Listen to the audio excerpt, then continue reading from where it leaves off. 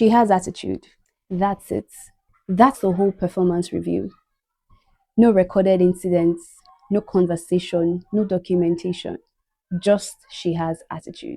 This is coming from someone who hasn't considered themselves the problem. If you're here and you've been labeled as someone that has attitude or is doing too much, or you're a colleague that has seen someone get fired just because management missed something, then this video is for you. Today, we're kicking off with a series about the real, unfiltered, sometimes uncomfortable conversations that goes around in organizations.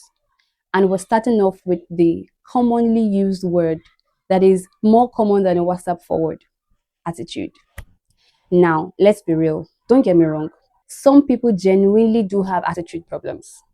Some people are rude, combative, and difficult to work with. So we're not saying attitude does not exist with some people. It does. Attitude is definitely real and it exists. But here's what's also real and what we're talking about. In some places or organizations, sometimes attitude is just what self-esteem looks like to someone who expects blind obedience. I'll take that again. Sometimes attitude is what self-esteem or self-confidence looks like to someone who expects blind obedience. So let's be specific. For managers, what does attitude really mean? To some, it means a staff disagreement and they didn't like how that felt, or a staff salary was cut off and they stopped smiling freely in the office, or the staff no longer laughs to unnecessary jokes in the office, or people are just serious with their lives. And some managers call that attitude. Or sometimes you walk into your office and you're not in the mood to talk that day, you just want to focus on work because life has a lot going on with you. And then it seems like you have attitude. But here is the thing: in many African workplace cultures, there is a deeply embedded expectation that employees should be grateful. They should show gratitude. Gratitude for the job, gratitude for their salary, gratitude for the opportunity. And when employees stop showing off that sense of gratitude, then the attitude complaints begin, because the expectation is that they work and get paid. So, but there is just this deeply embedded cultural thing in African workplaces where when a staff receives salary, they should go say thank you for paying them what is expected. And look, don't get me wrong, gratitude is a beautiful thing, but gratitude is not a professional obligation. Do not bend yourself to feel weird or to fit into that culture, because you do not owe your employer your personality or a certain character based on the environment that you work in. Here's what I want managers watching this to sit and think about. Employees do not just develop bad attitudes. They don't just come up with bad behaviors. Think about your new hires. When you hired them, they were eager, they were energetic, they were enthusiastic, they were always volunteering for things. They wanted to do the work. But after a while, things started getting slow. They volunteered less. There was no more enthusiasm about their work. They were no longer looking forward to it. They started coming late to work. We call that attitude. But what if that's actually disappointment? What if that's exhaustion?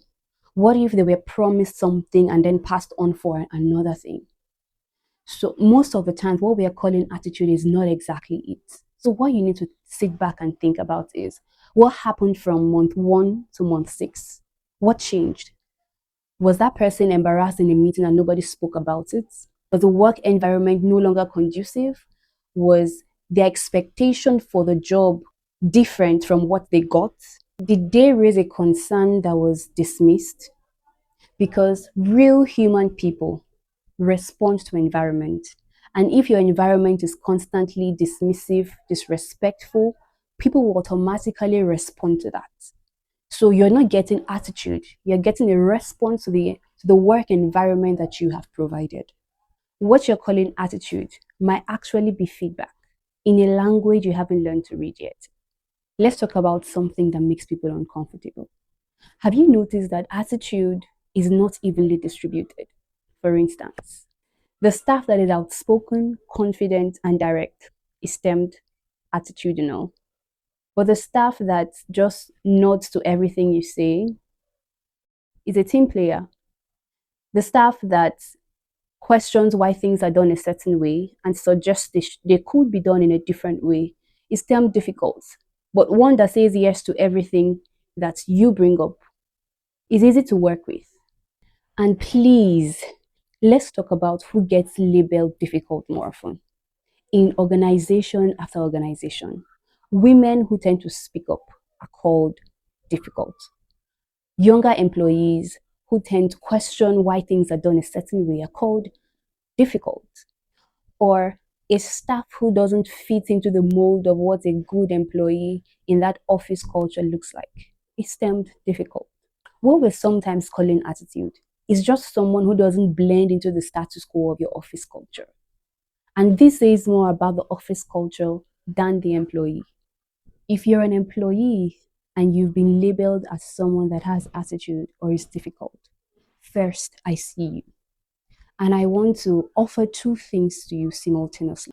One, check yourself honestly, not in defense, not to justify anything, but genuinely. Is there a way you communicate that's making the environment harder? Is there a way you pass a direct message that's dismissive?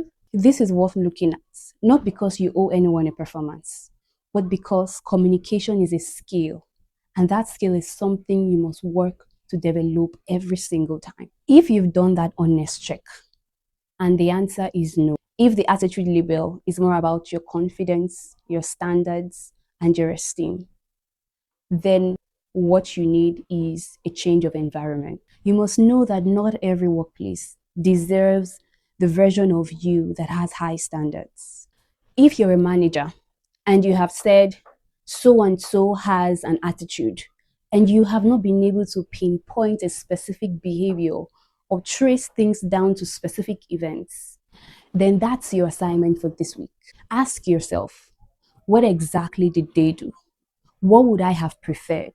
Did I communicate that preference to them? Did I create the conditions that changed their attitude or their approach to work? Because here's the uncomfortable truth about management in African workplace.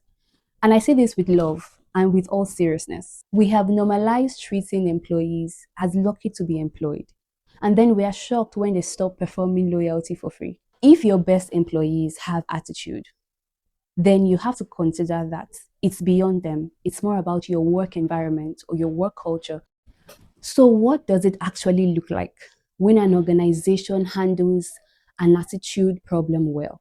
Let me paint you a picture.